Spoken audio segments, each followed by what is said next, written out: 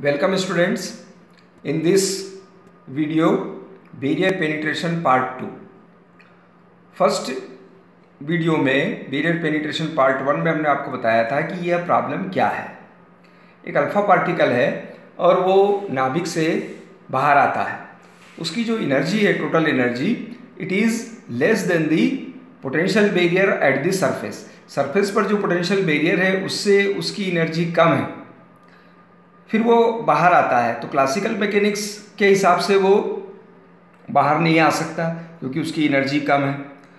Quantum mechanics से यदि हम अल्फा पार्टिकल को उसकी मैटर वेव के इक्विवेलेंट माने और श्रोडिंगर समीकरण लिखें और उसको सॉल्व करें, then we see that there is some probability, finite probability of transmittance. तो ये कैसे होता है आइए देखते हैं।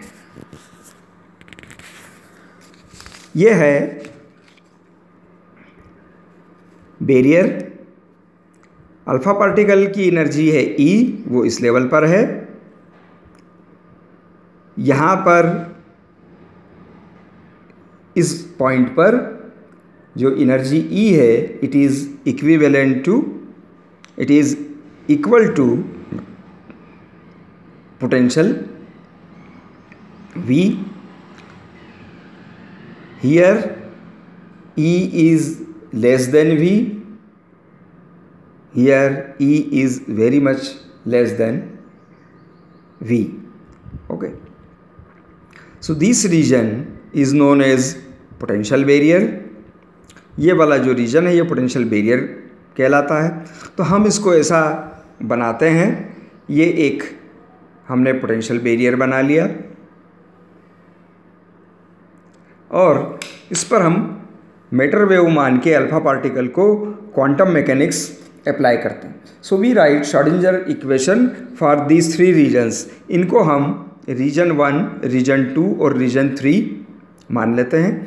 यहाँ पर पोटेंशियल 0 है, यहाँ पोटेंशियल 0 है और यहाँ पर पोटेंशियल V0 है।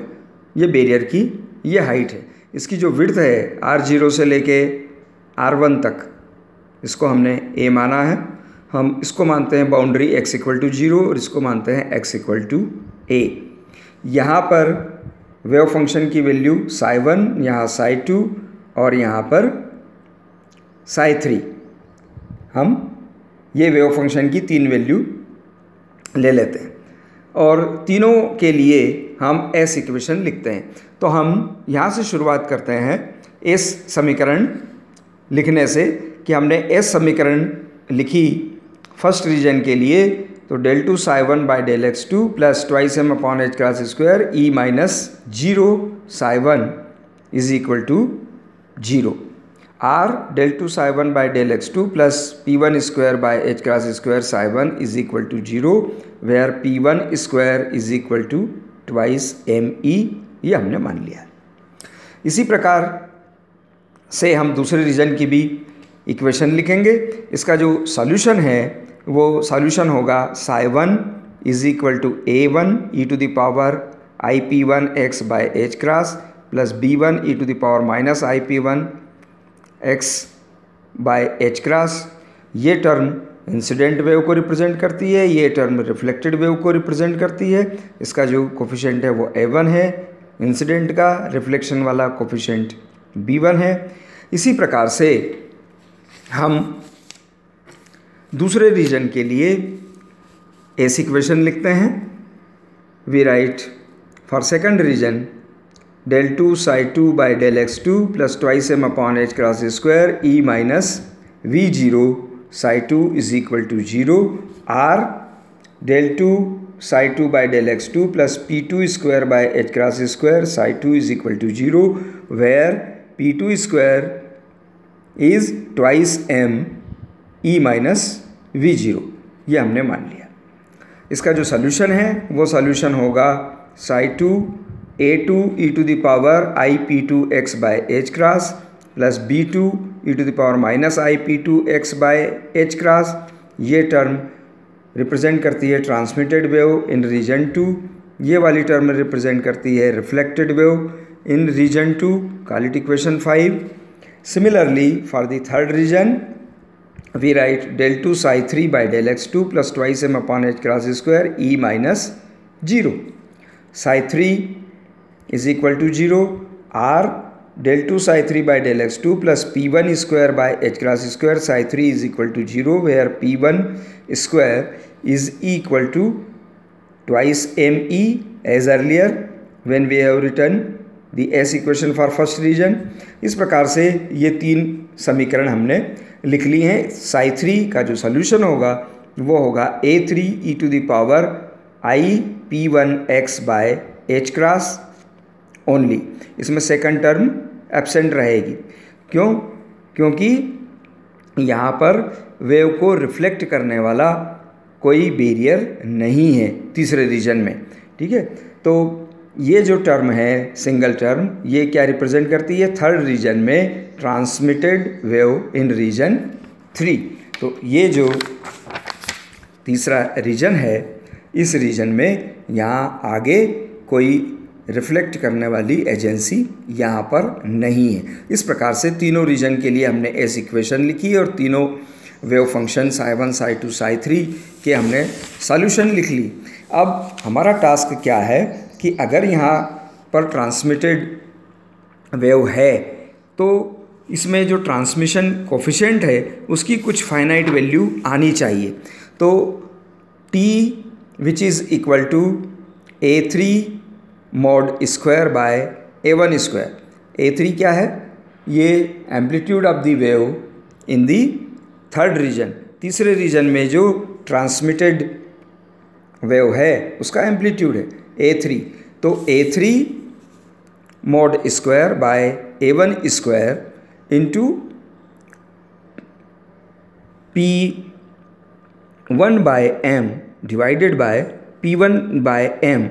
This is velocity of the particle. So this gives us the transmission probability. This is incident probability. So this ratio is transmission coefficient. तो हमारा जो टास्क है वो क्या है कि ट्रांसमिशन कोफिशिएंट निकालना, और यदि ट्रांसमिशन कोफिशिएंट की वैल्यू फाइनाइट आती है तो ये सिद्ध हो जाएगा कि यहाँ पर ट्रांसमिटेड वेव है. तो हम क्या करते हैं कि ये जो कोफिशिएंट्स हैं a1, b1, a2, b2, a3, इनकी वैल्यूज़ निकालते हैं by assuming that the wave function psi is continuous at the boundaries. ये जो रीजन्स हैं इनकी बाउंड्री पर यहाँ पर और यहाँ पर वेव फंक्शन कंटिन्यूस है और उनके फर्स्ट डेरिवेटिव कंटिन्यूस है, ऐसा मानकर हम इसको सॉल्व करते हैं और सॉल्व करके इसकी वैल्यू निकालते हैं और वैल्यू हम इस में पुट करते हैं. So if we put the value of a3 and a1 we can write it like this a3 star by a1 star. If a3 is complex then and a1 is also complex, then we write a3 star by a1 star. So we put the values of these constants and get a relation like this. T is equal to 1 upon 1 plus p1 square plus p2 dash square upon 4 p1 square p2 dash square sin hyperbolic square of p2 dash a by h cross. Here p2 dash is equal to square root twice m v0 minus e. p1 is twice m e. We consider the case where e is less than v0. Okay, so we put these values. The relation is now modified like this: 1 upon 1 plus v0 square upon 4e inside bracket v0 minus e sin hyperbolic twice m v0 in the square root v0 minus e multiplied by a divided by h cross. So clearly this relation says that the value of t is 1 upon 1 plus some quantity and this quantity is finite, it is positive, so we add this quantity in 1, so 1 plus some quantity, the denominator is more than 1, so 1 upon this quantity means t has a finite positive value which is less than 1. So what is the result? That the value of t is real, finite and less than 1. So we see that t has finite value, so transmission is possible even when the energy of the alpha particle E is less than the height of the barrier. So this is barrier penetration. It is just tunneling through the barrier. तो barrier को tunnel करके, सुरंगन करके जो wave है वो यहाँ पर आ गई, यानी अल्फा पार्टिकल का यहाँ आना क्वांटम मैकेनिक्स के हिसाब से संभव है. दिस इज़ बैरियर पेनिट्रेशन और टनलिंग.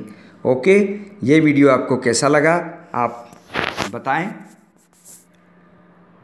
अगर अच्छा लगा हो तो लाइक करें और शेयर करें. Thank you.